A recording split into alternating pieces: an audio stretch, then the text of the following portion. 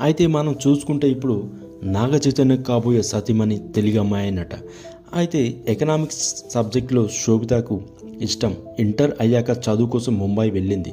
శోభిత స్నేహితులు ఆమెకు చెప్పకుండా మిస్ ఇండియా పోటీలకు పేరు తీసుకొచ్చింది. అయితే శోభిత 2013 మిస్ ఇండియా రన్నరప్ అయిన అవిక కోసం సగటు యువతిలాగానే పోటీలకు పట్టుకుని కాస్టింగ్ డైరెక్టర్ల చుట్టూ తిరిగింది. అయితే శోభిత ప్రకటన చూసి అనురాగ్ కశ్యప్, రమణ రాఘవ 2.0లో అవకాశం ఇచ్చారు. ఆ తర్వాత తెలుగు, హిందీ సినిమాల్లో పాటు వెబ్ సిరీస్లోనూ ఆమె నటించారు.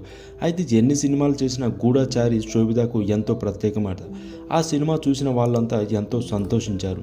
అయితే భారతీయ సినిమాల్లోనే కాదు, హాలీవుడ్లోనూ శోభిత తనదైన ముద్ర వేసింది. దేవ్ పటేల్తో కలిసి ఆమె మంకీ మ్యాన్గా నటించింది. అయితే శోభితకు భక్తి కూడా ఎక్కువే. ఉదయాన్నే పూజ చేస్తుంది, రోజు సూర్యవంశం చదువుతుంది, వీలు కుదిరినప్పుడల్లా ఆలయాలకు సందర్శిస్తుంది. అయితే తన వంట కూడా తానే చేసుకుంటుంది.